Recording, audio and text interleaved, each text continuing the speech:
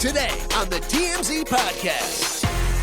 Welcome to the TMZ Podcast. It's Jason and Jaime from Monday Morning. Jaime, crazy things happening this morning with the Amy Robach and T.J. Holmes situation on Good Morning America. Let us know what happened. They are not on the air. So Kim Goodwin, the president of ABC, made the call. She said it is an internal and external distraction, and they are not going to be on their third hour of the show. I wish Harvey Levin was here today because I want to say, ha, told you so. Yeah, no, you were saying this last week. So obviously, they've apparently had a relationship for some time. Last week, it comes out that the two anchors or hosts of Good Morning America GM3, yes, have had a relationship for some time. Now, they were both married. They both are either separated. They're in the throes of a divorce proceedings, each of them independently. They say that the relationship was always above board, that they were separated from their respective spouses at the time that it started, but sort of irrelevant to all of us, except that they're on the most popular daytime show that there is, and people want to know. Yes, and listen, they can say what they want, and I'm not here to be bedroom police. I don't know their timeline. I do know it is messy as hell, that we have a lot of pictures when they are, training for the marathon together. They both have families.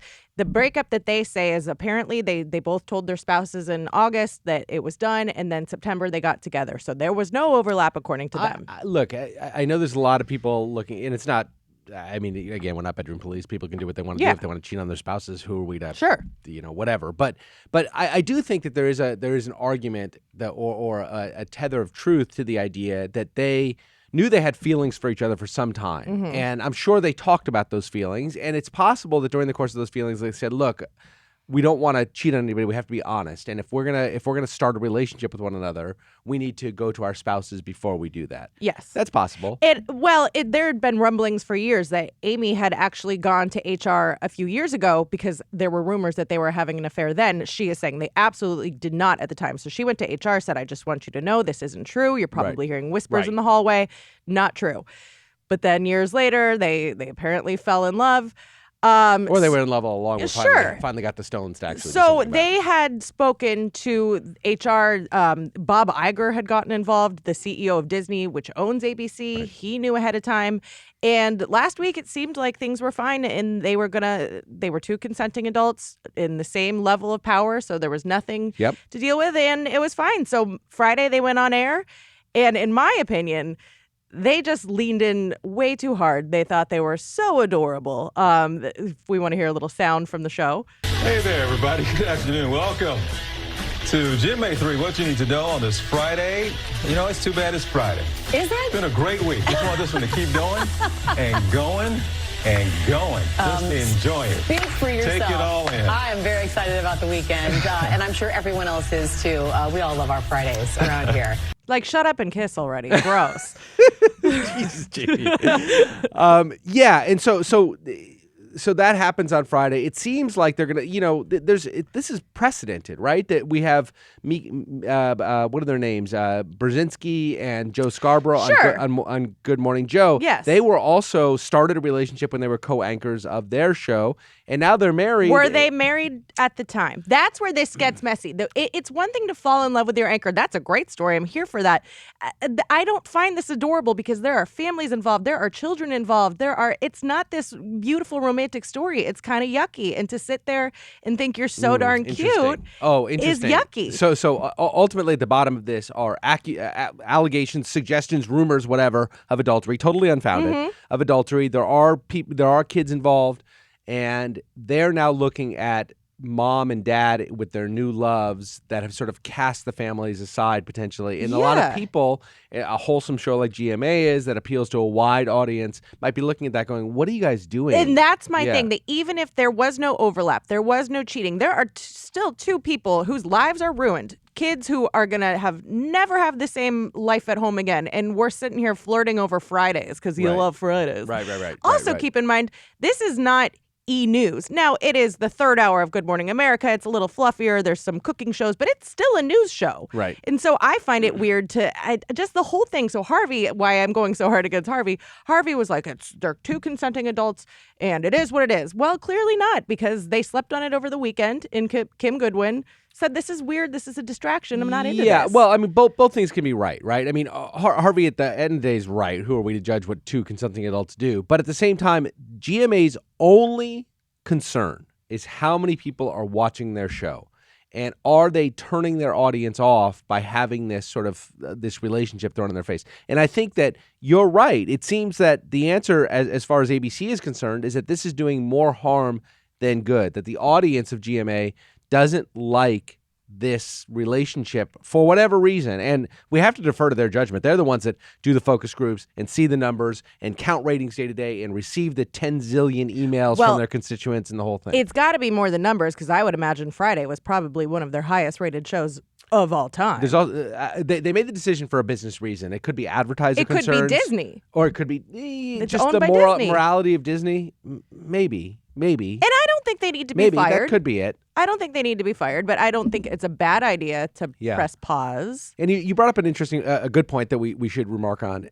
We had the situation 2-3 months ago with the coach of the Boston Celtics, Ime Udoka, who was in a long relationship with Nia Long, but he had an affair. They weren't married, but they had kids together, the whole thing. And he had an affair with a staffer of the Celtics. Now, that's different because the head coach of the Celtics, other than the general manager and the owner, is the highest position, arguably is the most powerful position in any organization, is the head coach, any sports organization is the head coach.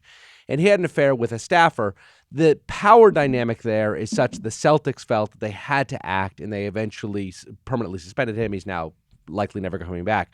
This is two co-equal people, right? That have they're both anchors of the show. No one has power over the other. So from a purely sort of workplace HR perspective, there's no real problem here. Yeah. The problem simply is what's in the best interest of Disney might feel that it's not in their best interest. This is not, again, they have a very wholesome brand, obviously, and this is not very wholesome. No. And it'll be interesting to see. You seem judgy about this whole thing. I'm not. It was the Friday. I'm so darn cute. Right. I couldn't. Right. And then Harvey's Pollyanna outlook that like everything's fine and everyone they're in love and it's consensual and it's fine. I'm like, but things are deeper than that sometimes. They are, but I'm not judgy. I'm gonna get over it. Yeah. I'm gonna be okay. Yeah, but like if Charles and I had an affair or something like that, right? Because we're there's no he's a senior to me, but that could happen. Right? I right? felt bad for your kids for a minute, but then like to have Uncle Chuck move in would be pretty great. Awesome. So like they're gonna have the best Christmas ever. So they'd be okay. All right, talking about maybe reunification on Christmas. Let's transfer over to the Chrisleys. This is something you love, the Chrisleys. I do. So the show's a car wreck. It always has been, but I'm first in line to watch it. Right. So yes, as we know, Todd and Julie go into prison, and they have custody of their granddaughter, Chloe. Chloe is the daughter of their son, Kyle, who is not on the show, but Kyle has had a long history of problems, everything from addiction to he went to prison, a lot of methamphetamine issues. Yeah, and had when he was with the girlfriend, according to the mother of Chloe, he was very abusive while she was pregnant. So big ol' mess. So they had custody of Chloe because after they split and Kyle had his issues, her mother was arrested. I believe she fraudulently got on Medicaid and got food stamps. Just back up because I want to make I want to make sure that I'm clear. So Todd and Julie are the grandparents of this little girl named Chloe. Chloe's parents are Todd's son, Kyle, and a woman named Angela. Okay. Yes. Kyle and Angela had a fraught relationship. Kyle goes off into the wilderness. Angela has had legal issues herself, therefore lost custody of Chloe. Yes. Chloe has been raised by Todd and Julie and is a prominent player in the television show. Yes. Todd and Julie are now going to prison for a long, long time. Yep. What's going to happen to Chloe? The dad's out of the picture. The mom wants custody. Currently, custody resides with Todd and Julie's adult daughter, whose name is Savannah. Did I get that all right? That was pretty good. You wonder why I watch the show. Listen to what you just said. Fascinated. So Savannah, That's their adult daughter. That's their adult daughter. She's going to have custody of her 16-year-old brother Grayson, who lives in the home with Chloe. They are raised as siblings for all intents and purposes. Okay. So the plan was for Savannah to take over for Chloe. Now the mom's getting involved, and she wants to have the child back. The question is, what is best for the child? Right. And so the mom, Angela, she's been in trouble with the law for a long time. Feel like the Dukes of Hazzard song, The Trouble with the Law? No, I don't know. The only Dukes of Hazzard I know is Jessica Simpson's. Oh, wow. Yeah.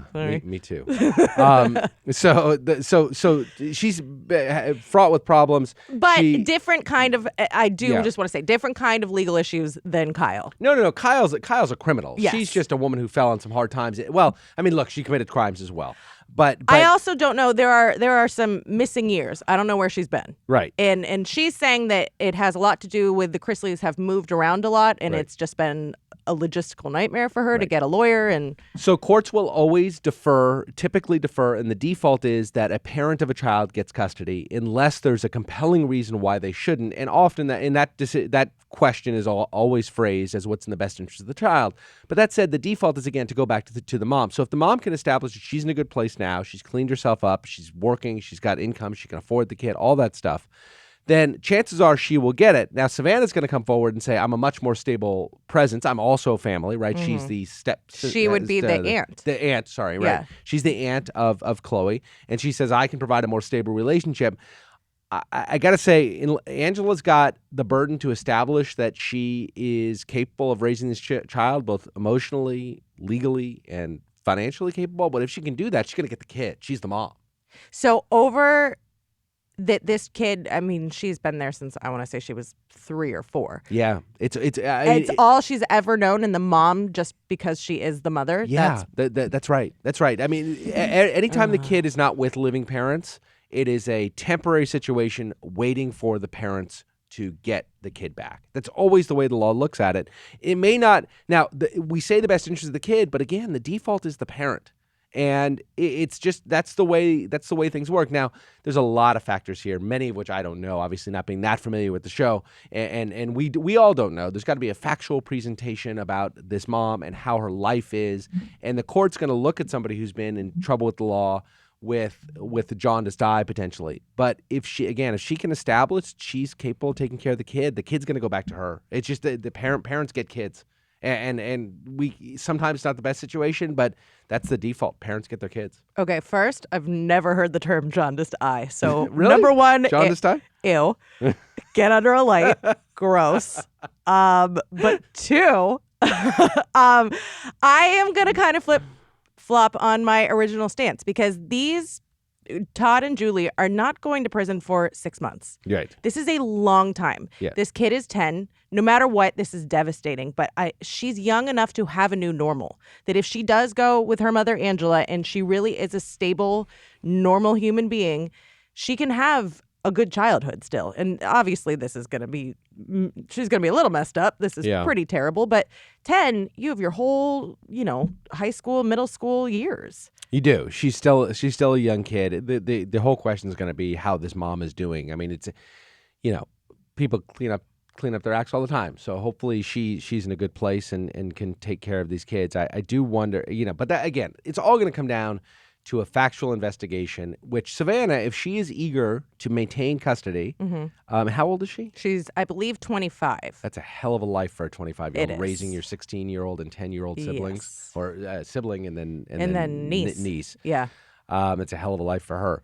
But Savannah, from all indications, has her stuff together, and she's going to be a good parent to these kids. We'll just have to see where this mom stands. It's a really sad situation by taking a kid out of everything they've known for 10 years, but you got to defer to the parent. That's the way our system is set up. I don't know. I honestly think it's worse for the 16-year-old Grayson. Right. Like, he doesn't have any magical mom that's going to come in on a horse and rescue him. Right, but it's his sister? Yeah. It's his sister? I don't know. I mean, you want to listen to your sister when you're 16 years old? No, not so much. No. Yeah, mom and dad are in prison. Yeah. So Todd got 19 years and Julie got 16 years, and these are federal sentences too. They're not getting them shortened, and so that's the amount of time they're going to be serving. It's brutal. Wow. Right. Real quickly, You excited about the Harry and Meghan documentary? Oh my God. Yeah. Yes, I live for this. They're going to badmouth the Queen. They're going to badmouth everybody. I am here for it. I love it. Oh, the trailer dropped. The full trailer dropped this morning, and oh my God, you hate Meghan, don't you? I hate Meghan. I hate Harry more. Oh, really? Now it's become that you do not, no matter unless I was going to say no matter how bad things get. Maybe that's an overstatement. Almost no matter how bad things get, you don't turn against your family, the people that raised you, and talk this kind of crap against them. But they didn't raise him. That's what it's an institution. No, he had a nanny, the same. But he had a father and a mother, and they care about him by all indications. His father's very strange. I get that. He cares about the mom. That's why he's mad. He loves his mom. I know, but his mom died. Parents had a horrible relationship. His mom died in a horrible accident. I don't know. I'm a Godfather guy. You just don't turn against the family. You never turn against the family. Will you watch? Yeah. Okay. With bated breath. Okay. Yeah, embarrassed to say it, but I will. In a jaundiced die. In a jaundiced die. All right, everybody. We'll see you tomorrow.